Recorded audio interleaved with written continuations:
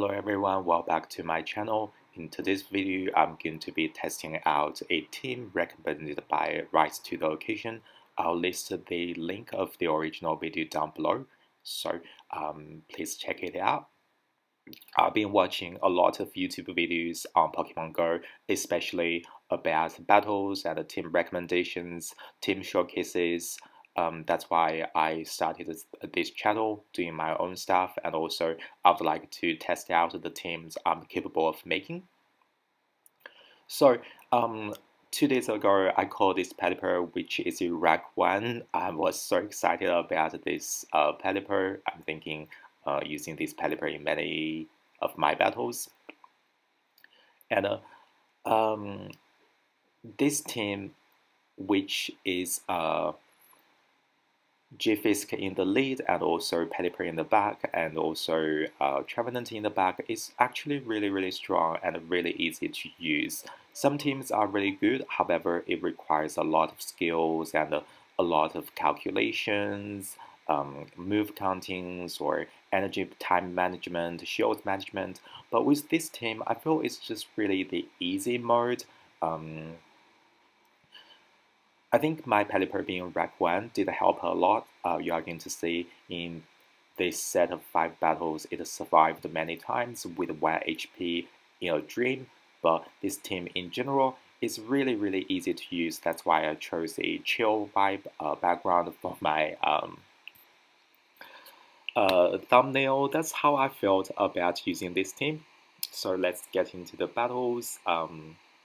Okay, the opponent is using a Skarmory in the lead. I'm using Gfisk. This is a very good lead for me, however, it's probably not as good as it seems like. Both Pokemons are dealing resisted damage by faster move, and I'm doing neutral damage by throwing rock slides. However, if you are in this situation and if you are running Skarmory, what you could do is take 3 rock slides and farm to 100 energy, then throw 2 brave birds. You are going to flip the matchup if the opponent doesn't shield. So it's really, I would say, a soft lose for the Skarmory, not necessarily a super comfortable matchup for Gfisk. As you can see right there, after taking out the Skarmory, my Gfisk was really low. Now, I really don't like Trevenant against any Charmers because Charm is such a super strong move. It does a lot of damage, and Trevenant is really frail, to be honest with you. So what I did was switched to Pelipper. And then I know it was a Meteor Mash, which is a Steel-typed move, and it's resisted by Water types Pokemons. However, I still spent a shield not because of the actual charge move. However, I need some HP left to deal with the charge damage. The charm damage. Okay, the next battle. Personally, I don't really like any battles that depends on baiting. This is one of them. So if the opponent landed a Earth Power, it's going to be a really damaging thing. I'm happy that the opponent spent both shields, so I'm going to switch to my Pelipper to catch the Earth Power. Pelipper, being a flying type, takes double resisted damage from ground type moves. That's a good catch on my part. And the opponent switched to a Metibuzz, which is super bulky. In this case, I just went for the Hail Mary directly, and luckily I had enough health left to get to a Weather Ball. This is one of the cases you are going to see in this video, being the Pelipper survive with 1 HP at the end of the dream. I reckon I don't usually mind IVs that much until I tried this rank 1 Pelipper and see how many times it survives with 1 HP in a dream. Sometimes IV matter if the not the opponent, if your Pokemon is super frail. For other Pokemons, I have like a Anzu, Gfisk, um, this really bulky Pokemons. I try to use a high attack one because it's really bulky anyways, and sometimes having CMP is really also important. And in the next battle, I got a bad lead. The opponents switched to Anzu against my Pelipper.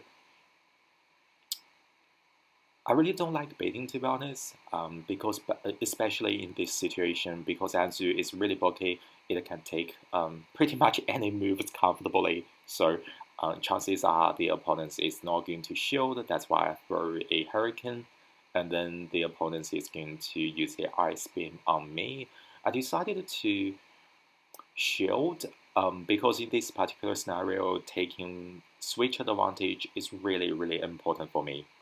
I cannot let my Gfisk see the Vigoroth. See here again, my Pelipper was just bulky enough to survive with 1 HP, and this is a